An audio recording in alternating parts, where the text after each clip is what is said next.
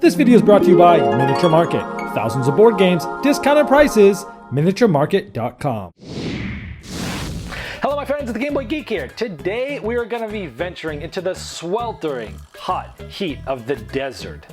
We're going to be around all the sand, we're going to be around all the pyramids, we're going to be in the Egyptian land back in 1146 BC, and we're talking about Under the Mask. This is the latest scenario for the T.I.M.E Stories game system. So let's take a look. I'm going to show you a little bit of the artwork that is not spoilers, and then I'm going to give you a spoiler-free review, and then at the end I'm also then going to tell you to shut it off if you haven't played, and then talk about some of the things that happened during it. So let's take a look. I'll see you on the other side.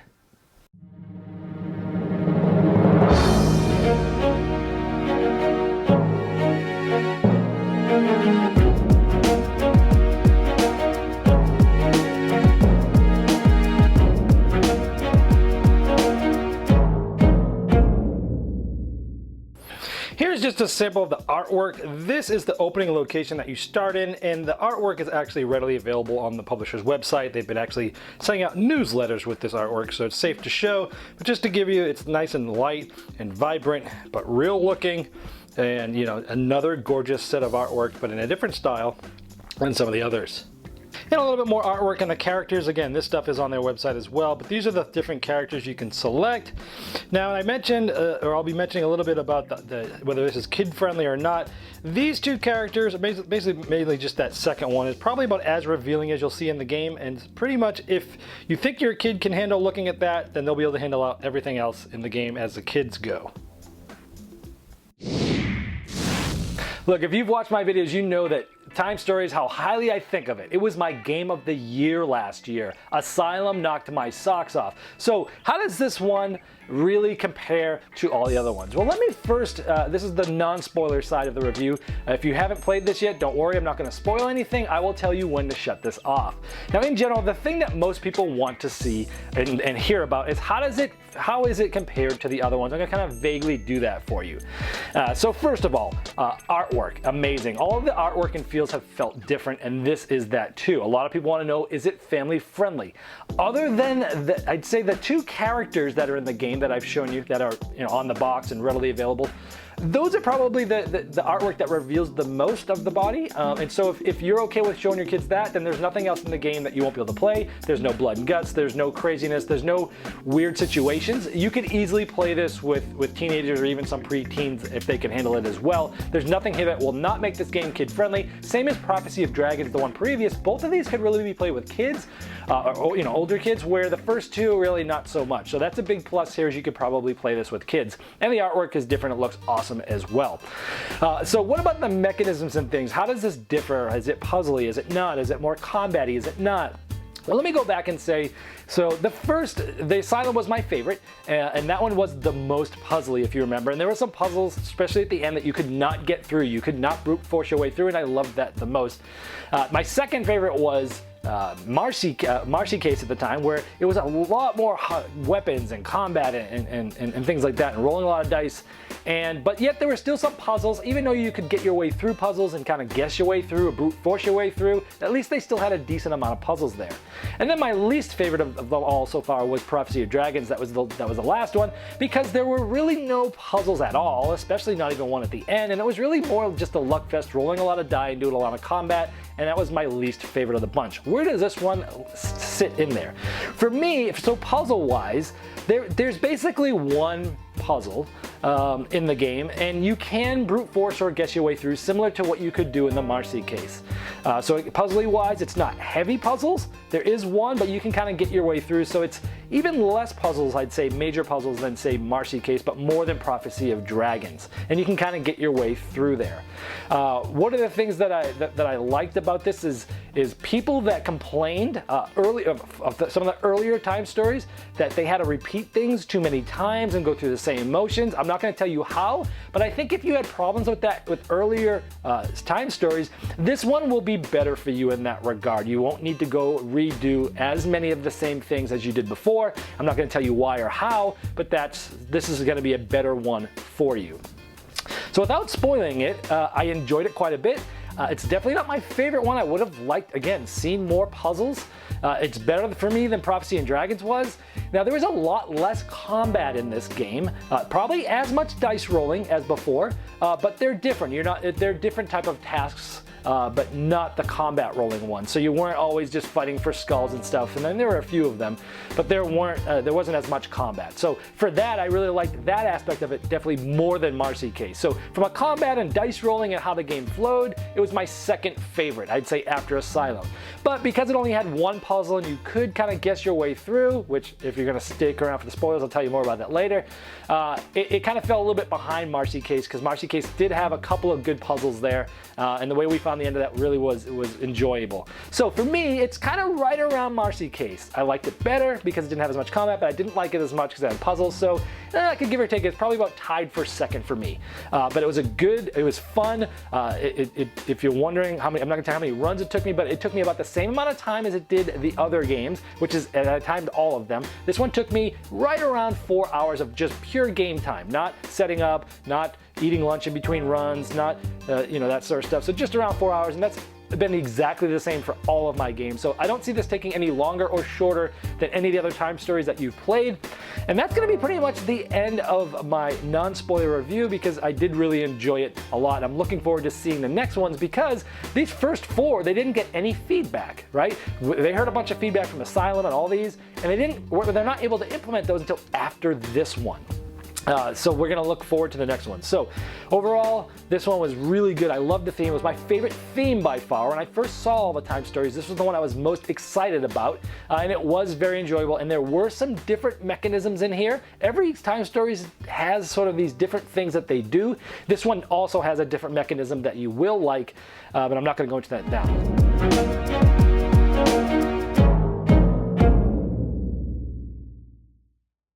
All right, so on to the spoiler section of this review. So here's the things that I really did enjoy about this. I talked about a little bit in the non-spoiler section about there's things that you won't have to do as much. So this one, by the end of the game, every section of the map, all 4 sections of the map had, if you went to the right people and did the right things over the course of the previous runs, all had those different blue icons, which meant you didn't have to go rediscover and re-go through all the different ways you did to get those different pieces of the map. And I really liked that, because as the game went on, I was like, oh, we had to go through here to there to there to get this character to do this, and oh, he gave us this item which got us this piece of the map. And in the other earlier Time Stories, once in a while there'd be 1, maybe 2 things like that you'd be able to keep. You're like, oh cool, I get to keep this item, or cool, I get to keep this map. Where this one had all 4 pieces of the map you're able to keep if you've done the right things. And I really like that, because as it got on, you weren't as much doing the same thing, and I really like that. I hope they do more of this in the future Time Stories, more reusable things where you're kind of going down a channel, and you may or may not need to really go down that path again because you've already done that. More of that is going to make more people like this game even better. The new mechanism in this game with the characters, look, you're only choosing from 4, but then it's even as soon as the first location, you're able to then change into a new character. And I really like that about this.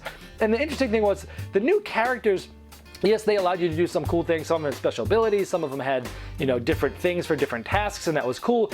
But even cooler is that most of these guys, when you got them, you also got like new items. And so, and a lot of these things were the maps that I was sort of talking about, or some of the things that you could then, use in future runs without having to go get that person. And I really liked that aspect of it.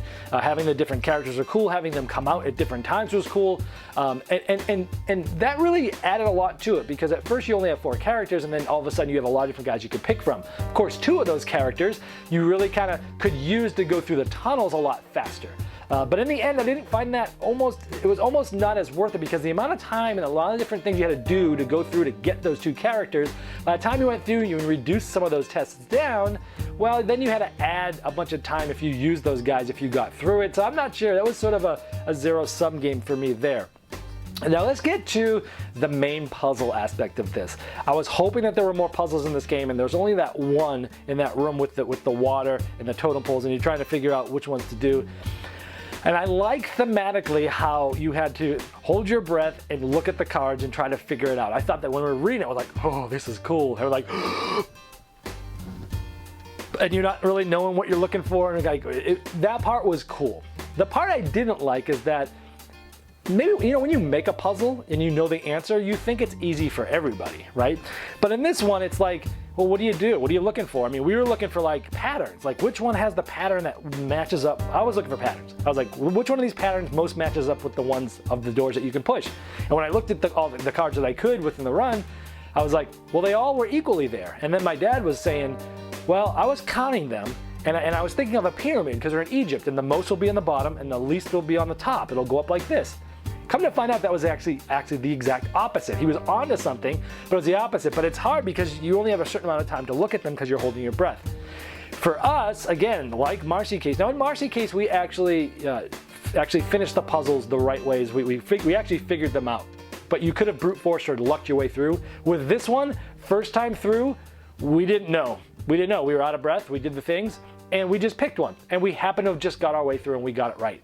Later on, after we finished the game, we then went through and found out and looked at the mission failed and figured out, oh yeah, we were counting them like my dad was doing, but it's supposed to be the most on top. And I just thought that was weird. I liked the thematic aspect of holding your breath, and I liked that you know, it was cool you were under some pressure to do it, but at the same time, you weren't really sure what to look at, and at that point, you were just guessing. A lot of people, I bet you a lot of people maybe were just guessing the first time through to try to figure out that puzzle. I would have rather allowed them for us to do what we've done in other puzzles, which is turn them over, look at them, and try to, you know, cerebrally figure out this puzzle without the time constraint of the breath.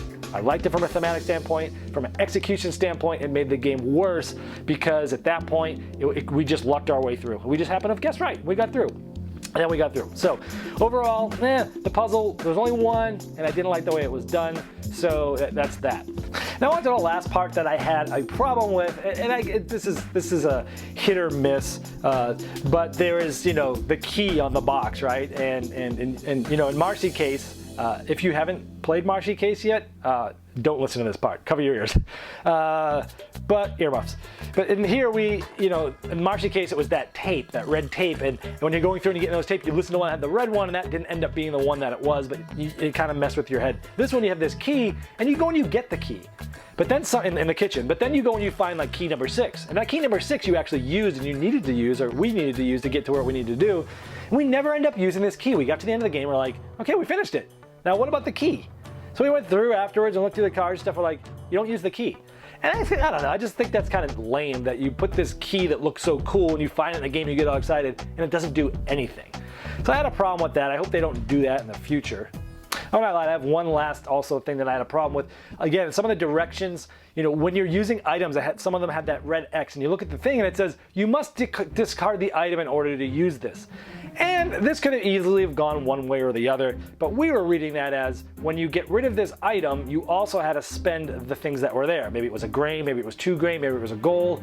And then as we got towards the end of the game, we found the mask and it said X 100 gold. We're like, holy crap, you're gonna spend 100 gold? How do you even get 100 gold? And we finished the game and we were like, this has gotta be weird. You must have to get that stuff. And again, I'm betting probably half of you probably looked at those cards, right? Oh yeah, that makes sense. We discard it and then we get a gold or we get a grain.